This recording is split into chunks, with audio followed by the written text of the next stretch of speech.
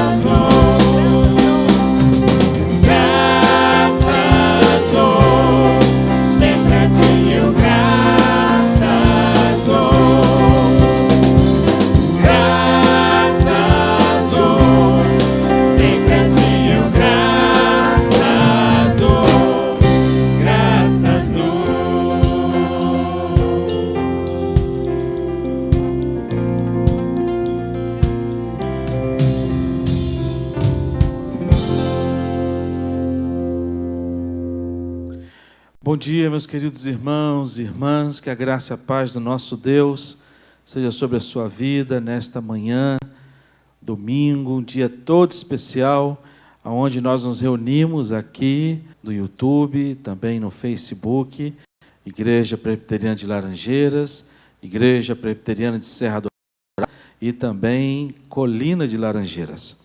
Nossas 3 igrejas, e também você que não é membro da nossa igreja, mas que também nos dá alegria e participar conosco da nossa escola bíblica dominical. Hoje é um dia muito especial para todos nós.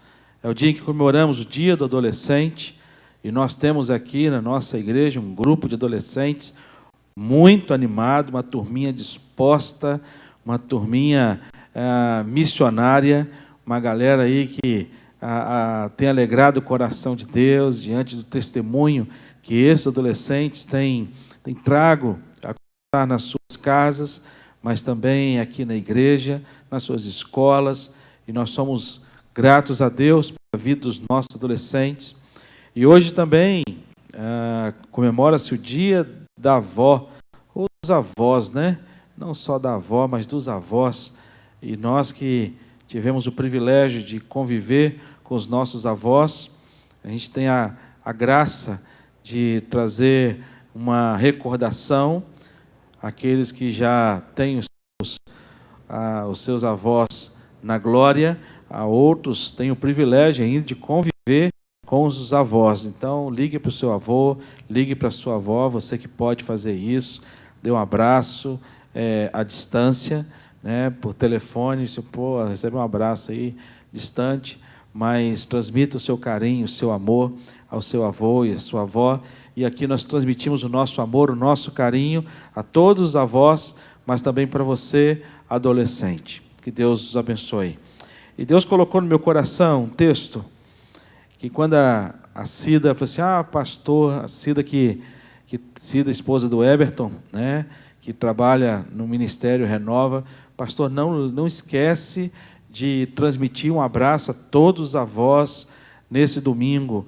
Então, está aqui lembrado, mais do que lembrado, e eu gostaria de trazer um texto que vai falar justamente sobre essas duas fases, a adolescência e também a fase já de uma idade com mais experiência, que são os avós. Segunda carta de Paulo a Timóteo, capítulo 1, versículo 3 ao versículo 5, apóstolo Paulo ele escreve uma carta ao seu filho amado na fé.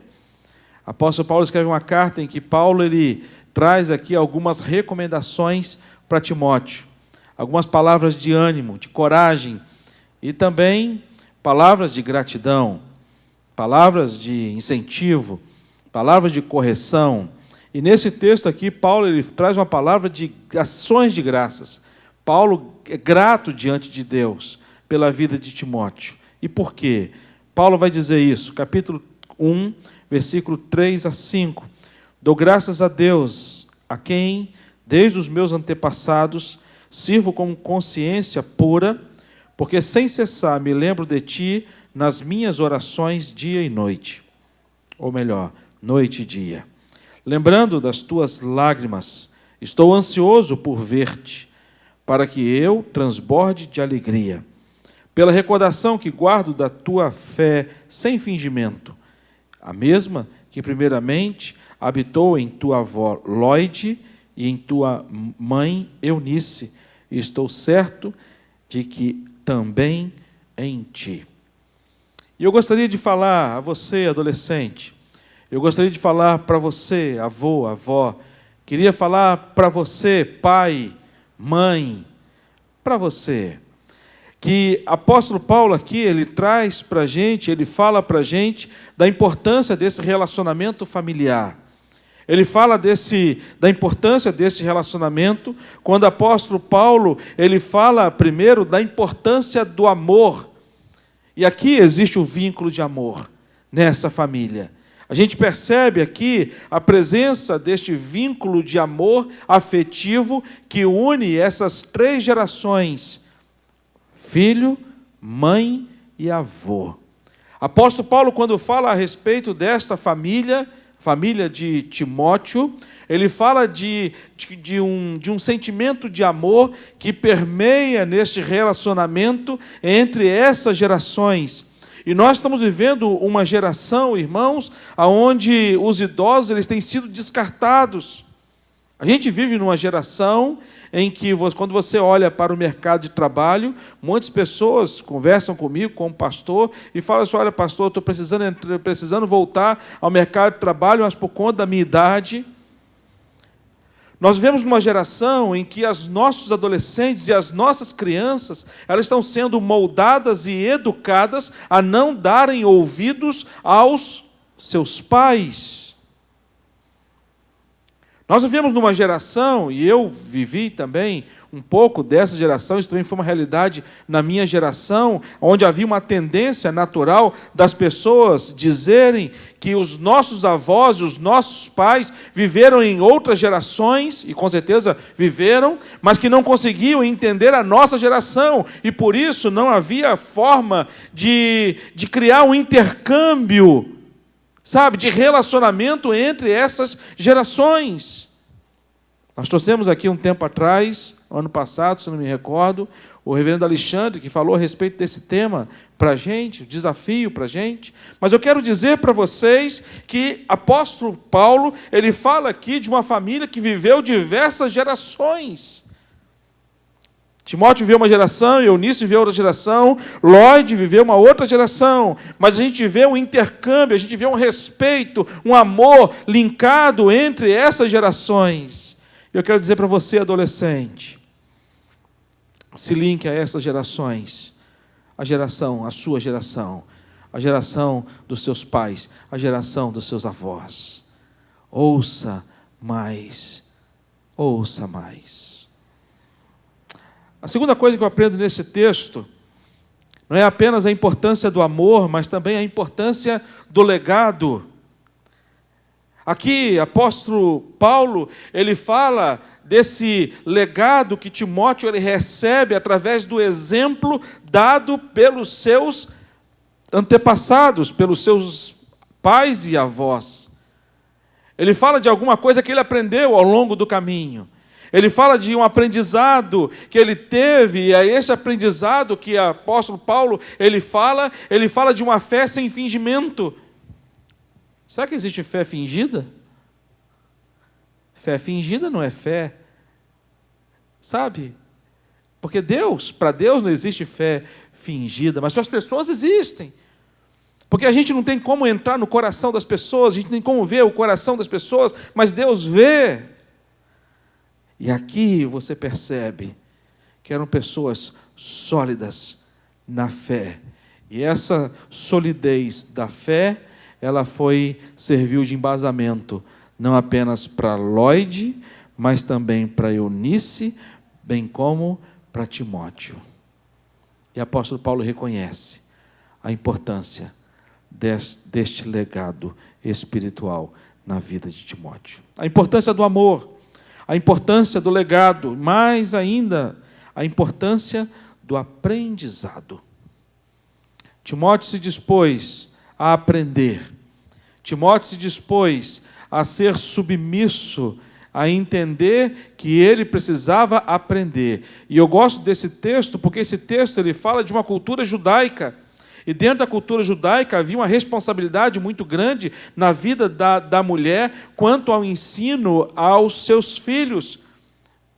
Mas muitas pessoas falam assim, mas a cultura ela é muito machista, mas a gente percebe aqui nesse texto a importância da vida do casal, a importância da vida de cada membro da família para poder exercer este aprendizado. E Timóteo, ele se dispõe a não apenas aprender, mas ele se dispõe a caminhar diante de tudo aquilo que ele aprendeu para colocar em prática na sua vida. E isso é destacado.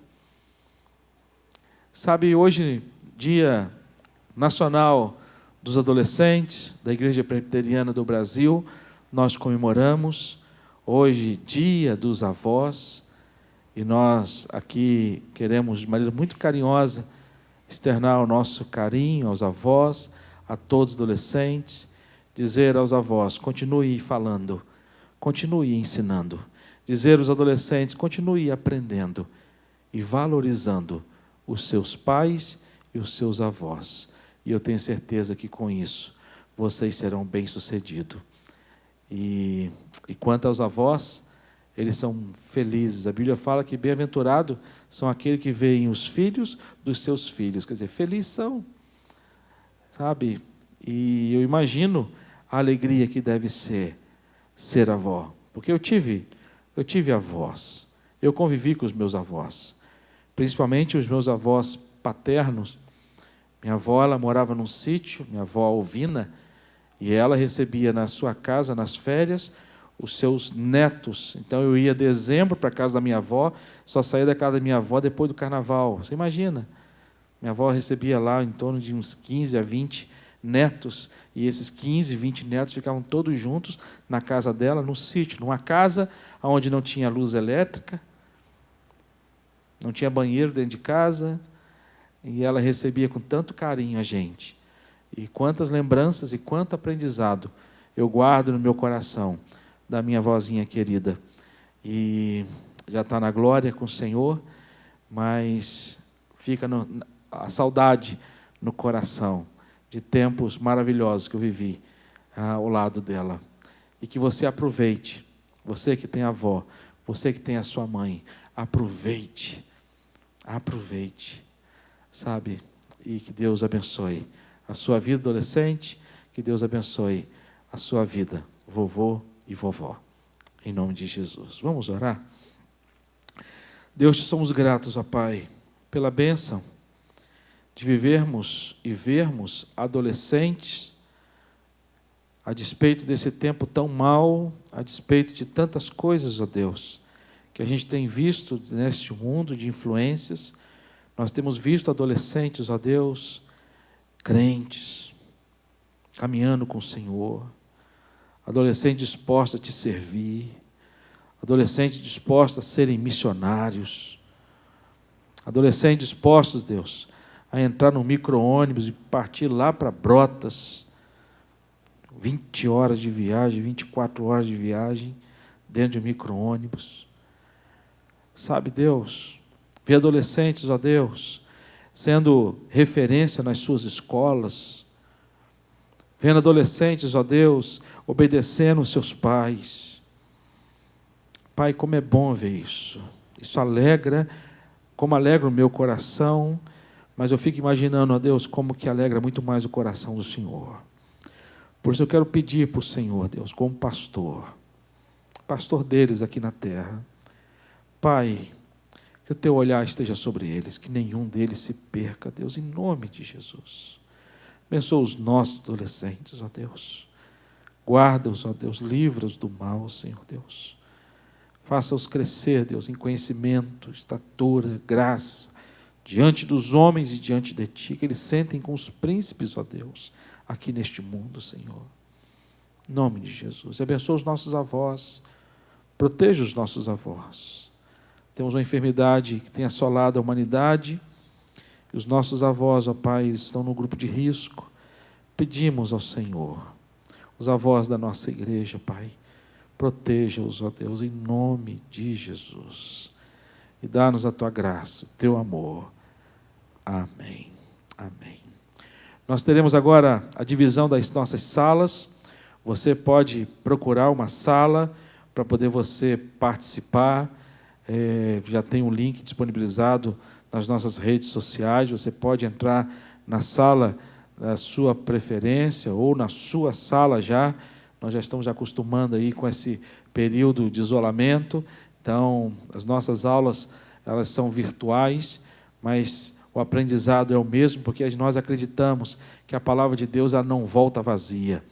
E a gente tem visto professores que têm se preparado com tanto carinho para poder oferecer essa aula para você. Que Deus nos abençoe e nos dê uma aula abençoada. Às 15 horas, nós temos a EBD das crianças. Pais, quero fazer um apelo aos pais. Você, pai, que tem filho pequeno, que está na UCP, que está no departamento infantil. Link, sabe? Tem um link que é disponibilizado nas nossas redes sociais, da programação da nossa igreja. Tem uma historinha muito legal hoje, e para todo mundo estar com camisa de time. Então, já separa a sua camisa do time. Os flamenguistas podem arrancar do baú, né, a camisa, porque já guardaram, porque Jesus já não está mais, enfim. Mas aí o flamenguista pode colocar tricolor, vascaíno, botafoguense, todo mundo pode vestir sua camisa, porque hoje lá a gente vai ter a nossa lição, e na nossa lição vamos conversar alguma coisa a respeito desses times.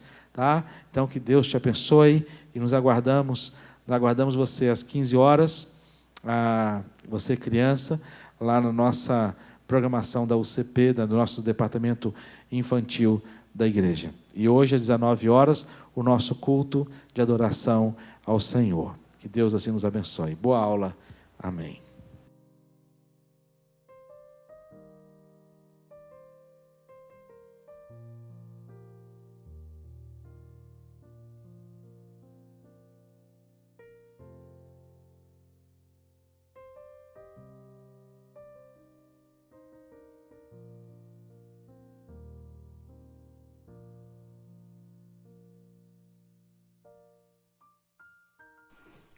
Bom dia, meus irmãos, graça e paz, amém?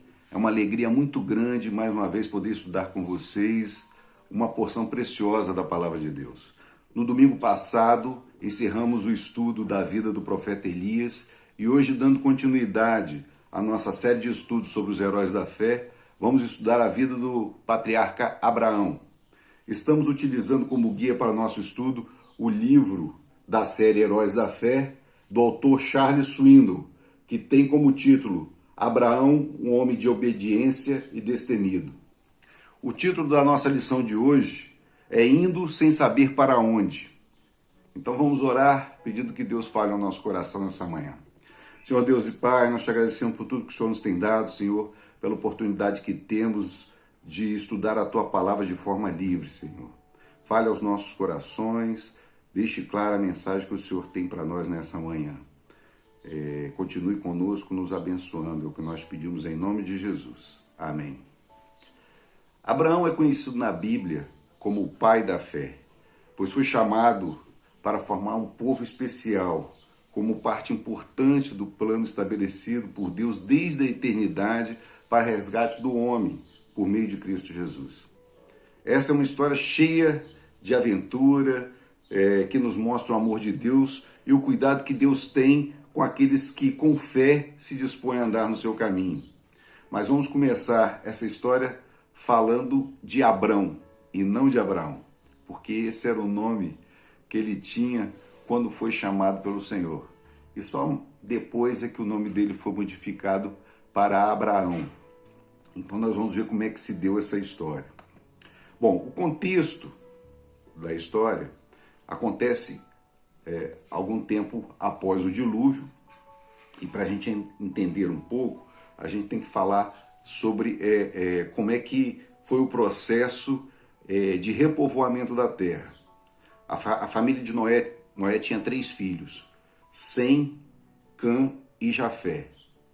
Então o processo de repovoamento começou pela família desses 3 filhos de Noé.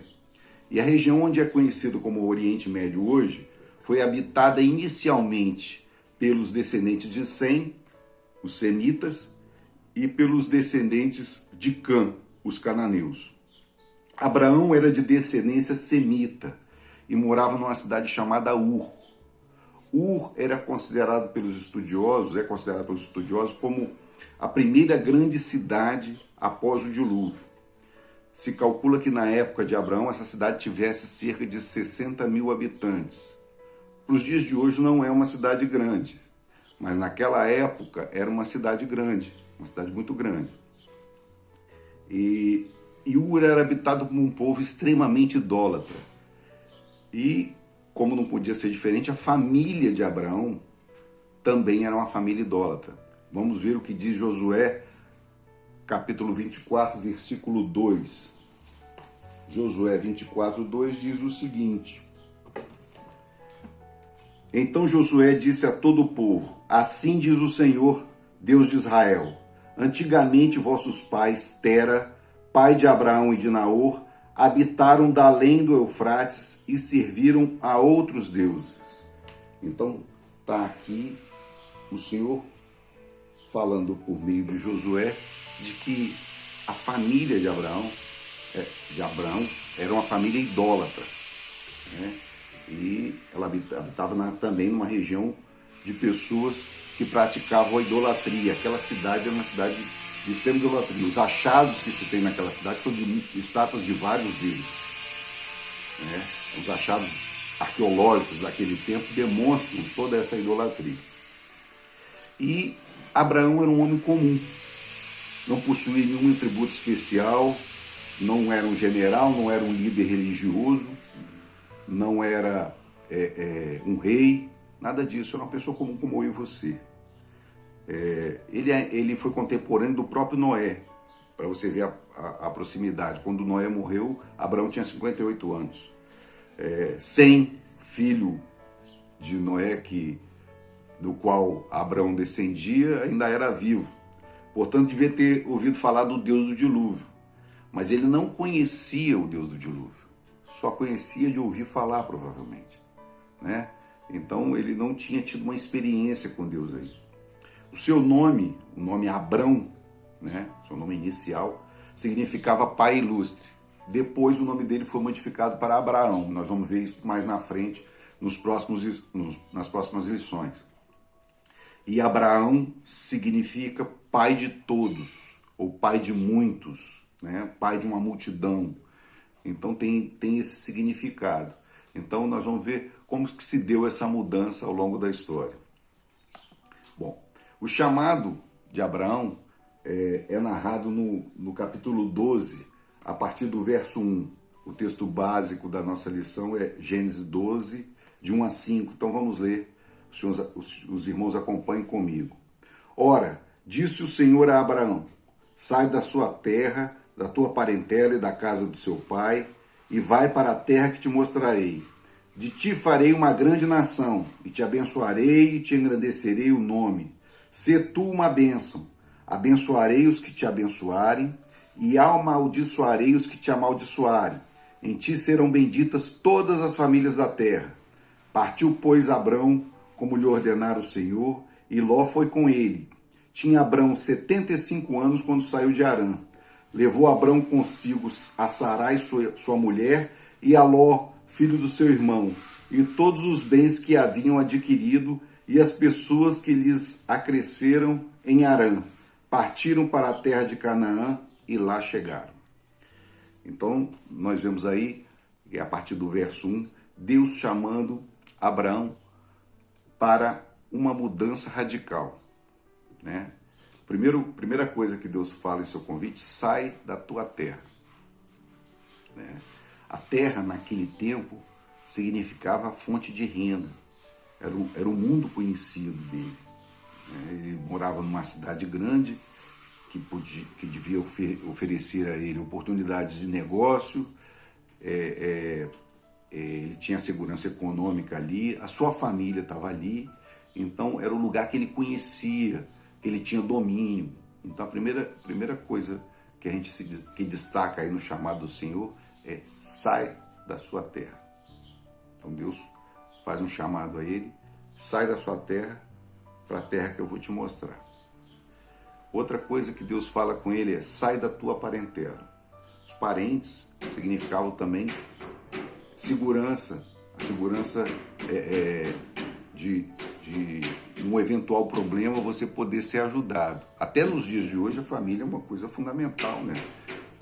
Quando você adoece, por exemplo, geralmente quem te ajuda e quem te apoia e quem está o tempo todo do seu lado nesse momento, nos momentos mais difíceis, é a família.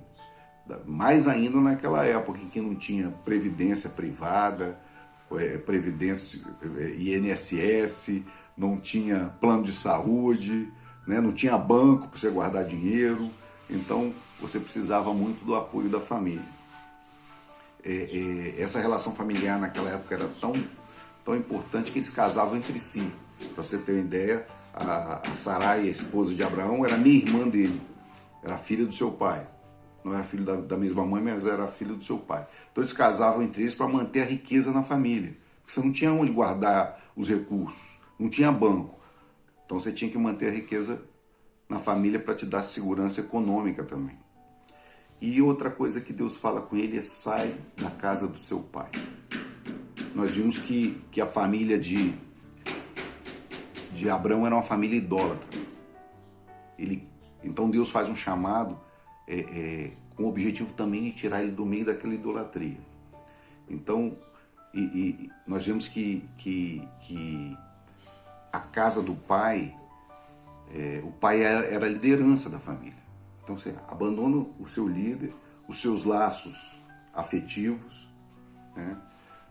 porque Deus tinha o propósito de afastar ele daquela idolatria e tornar ele um povo separado, que adorasse a um único Deus, né? Então, o processo de início desse povo, que era o povo de Israel, exigia essa separação. Da mesma forma, nós fomos chamados para sermos separados desse mundo, para fazermos parte do povo de Deus. Da mesma forma que Abraão foi chamado, nós também fomos chamados dessa mesma forma. E para cumprir esse chamado do Senhor foi preciso uma preparação.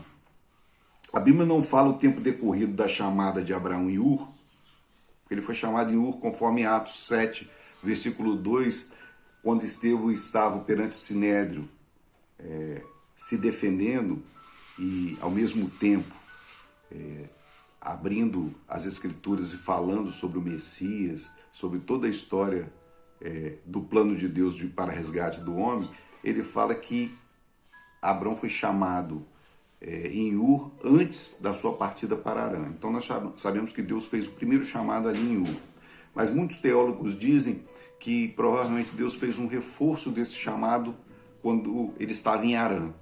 Porque o primeiro chamado foi em Ur, ele se desloca com toda a família, inclusive seu pai, para Harã, que era provavelmente a terra natal do seu pai, e ele ali em Harã provavelmente recebeu um outro chamado, um reforço desse chamado. Porque você pensa bem, ele precisava se desvencilhar de muita coisa para seguir nessa jornada. Então teve que haver uma preparação muito grande.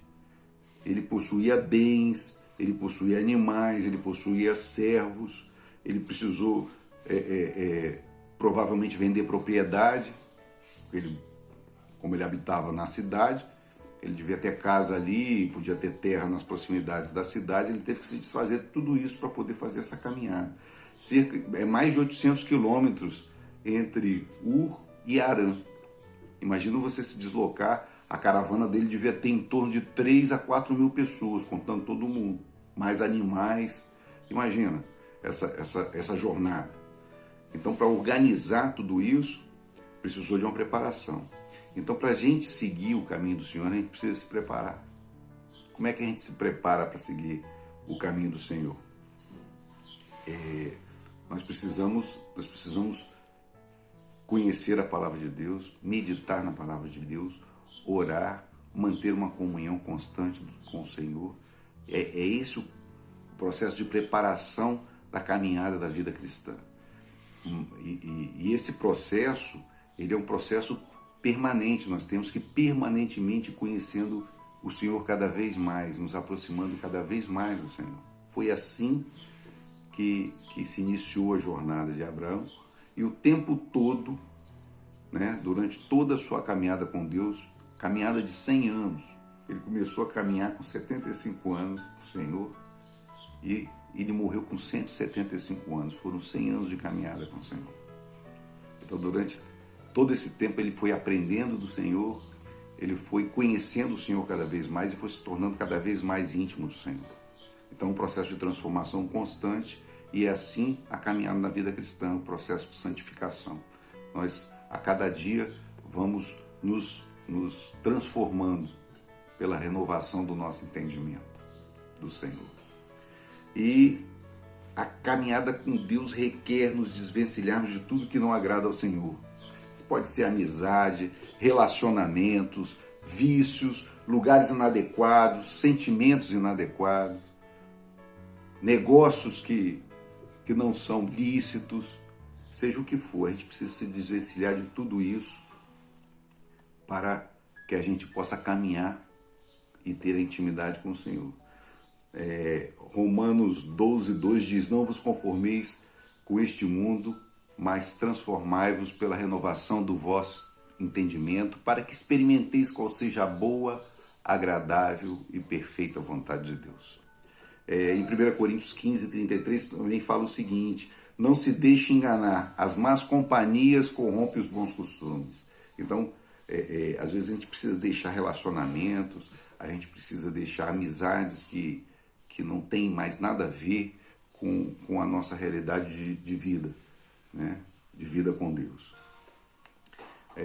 E, além disso, ele dedicou tudo para fazer essa caminhada com o Senhor.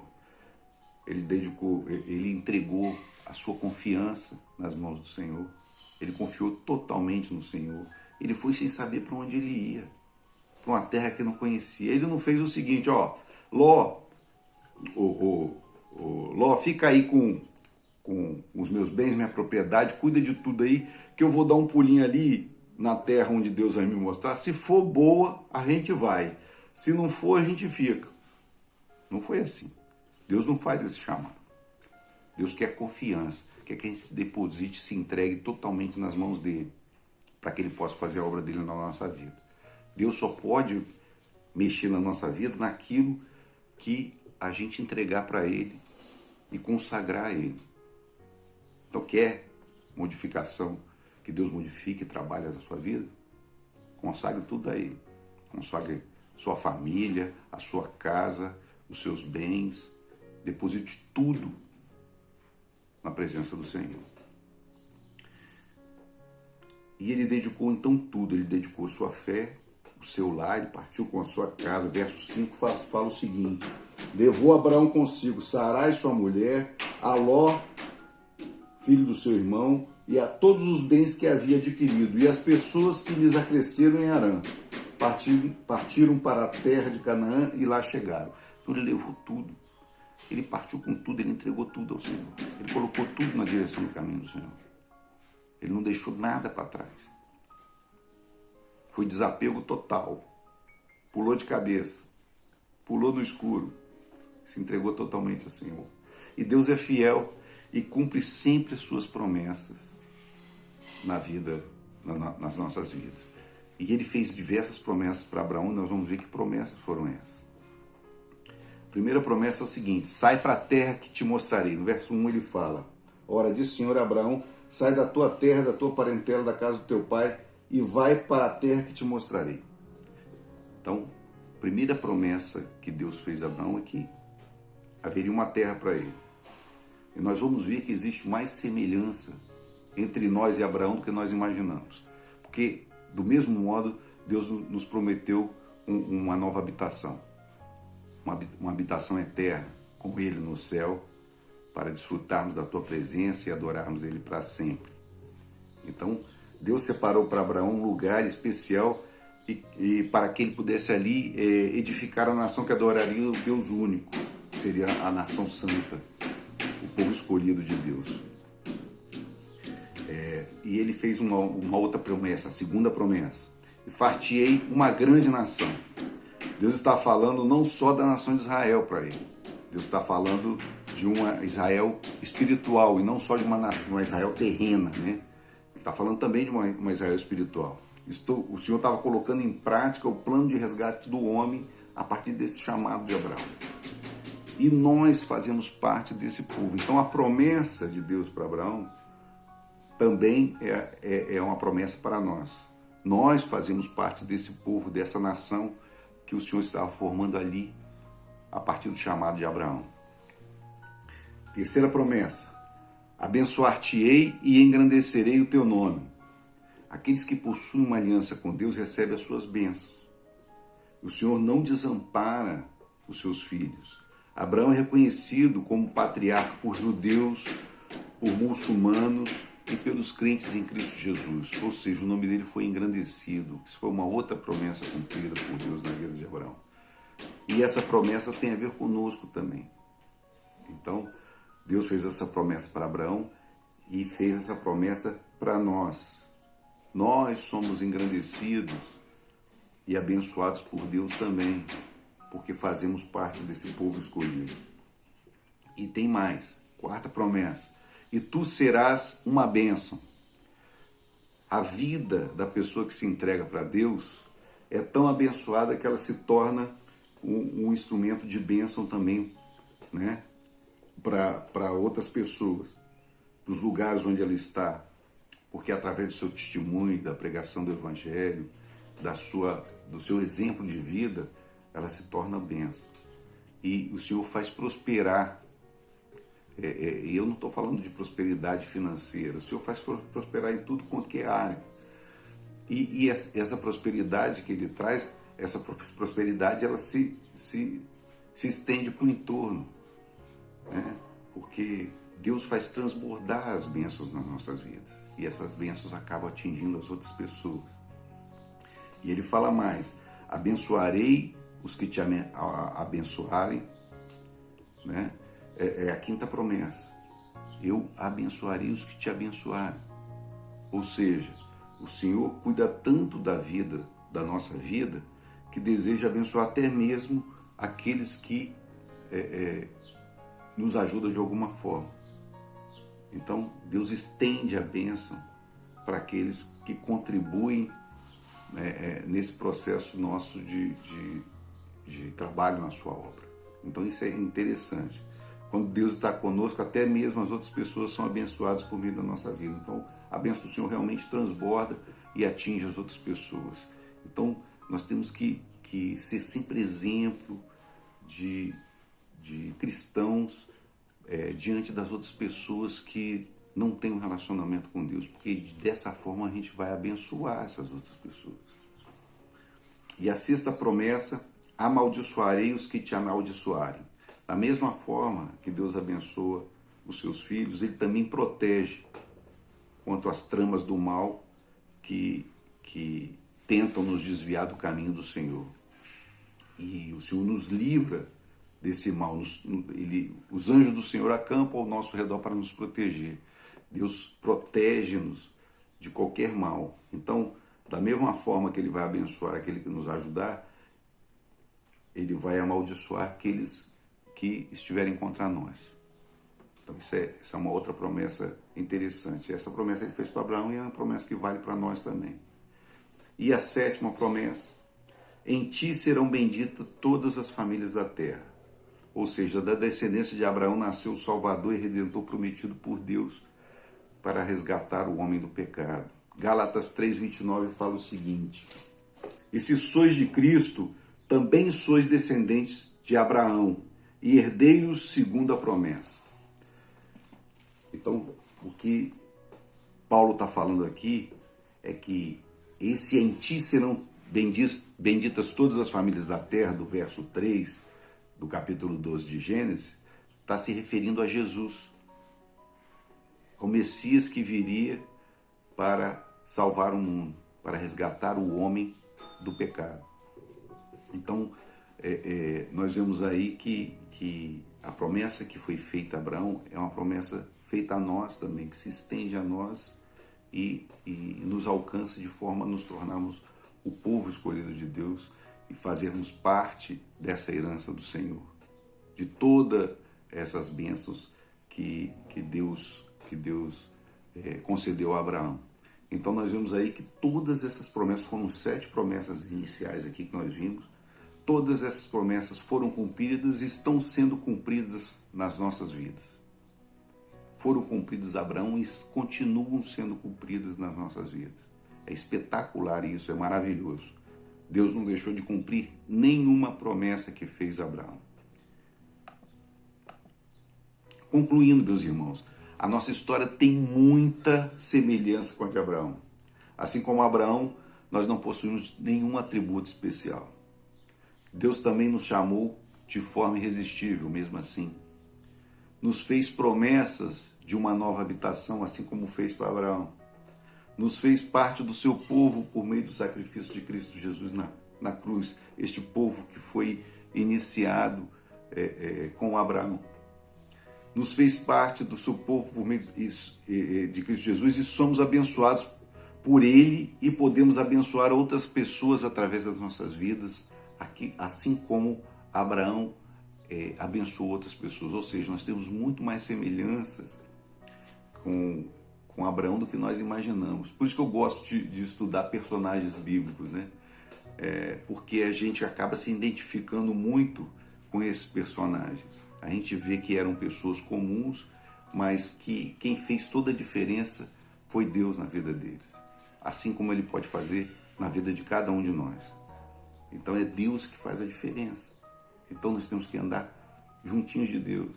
no caminho do Senhor, debaixo das suas asas, sempre buscando fazer a vontade de Deus. Atender a vontade de Deus exige preparação e santificação. Isso é uma outra coisa importante que a gente precisa aprender na lição sobre a vida de Abraão. O Salmo 1, versos 1 e 2, fala: bem-aventurado o varão que não anda segundo o conselho dos ímpios, nem se detém no caminho dos pecadores e nem se assenta na roda dos escarnecedores. Antes tem o seu prazer na lei do Senhor e na sua lei medita de dia e de noite. Então, andar no caminho do Senhor implica em se desvencilhar das coisas que atrapalham o relacionamento com Deus e buscar a palavra de Deus e a meditação nessa palavra e a oração constantemente, para que a gente possa ter essa intimidade com Deus e o Senhor nos ajudar nessa caminhada. Na jornada da vida cristã, temos que deixar realmente tudo aquilo que atrapalha o Senhor. Então, se tem alguma coisa que está nos atrapalhando nesse relacionamento, a gente tem que abandonar e pedir ao Senhor que nos ajude a largar tudo isso. O Senhor está pronto para nos ajudar. Nós vimos isso na história de Elias, que nos momentos que Elias estava desanimado, principalmente em profunda depressão, querendo morrer, o Senhor foi ao socorro dele, porque ele estava debaixo da proteção do Senhor, e o Senhor o levantou, deu forças, trouxe renovo na vida dele, e ele conseguiu prosseguir nessa caminhada muito mais fortalecido do que antes. Nós vamos ver isso acontecendo na vida de Abraão. As próximas lições vão falar de dificuldades que ele vai passar, e nós vamos ver Deus presente todo o tempo, durante toda a caminhada dele, de 100 anos de caminhada com o Senhor. Romanos 12, 2 fala: não vos conformeis com esse mundo, né, como já tinha falado, mas transformai-vos pela renovação do vosso entendimento, para que a gente possa experimentar qual seja a boa, agradável e perfeita vontade de Deus. Então é uma transformação constante, uma busca constante pelo Senhor. Deus tem promessas de bênção maravilhosa para seus filhos, portanto devemos seguir firmes a carreira que nos está proposta. Vamos ver o que diz, para terminar, Hebreus 12, versículo 1. Hebreus 12, 1 fala o seguinte: portanto, também nós, visto que temos a rodear-nos tão grande nuvem de testemunhas, desembaraçando-nos de todo o peso e do pecado que tenazmente nos assedia, corramos com perseverança a carreira que nos está proposta. Ou seja, o autor de Hebreus falando aqui para a gente que a gente tem que se desvencilhar de tudo aquilo que atrapalha o Senhor e para correr a carreira que nos está proposta. Então vamos correr essa carreira que nos está proposta pelo Senhor, firmes no seu caminho, buscando fazer sempre a sua vontade. Que Deus nos abençoe, tenha uma semana abençoada, meus irmãos, e fiquem com Deus. Amém.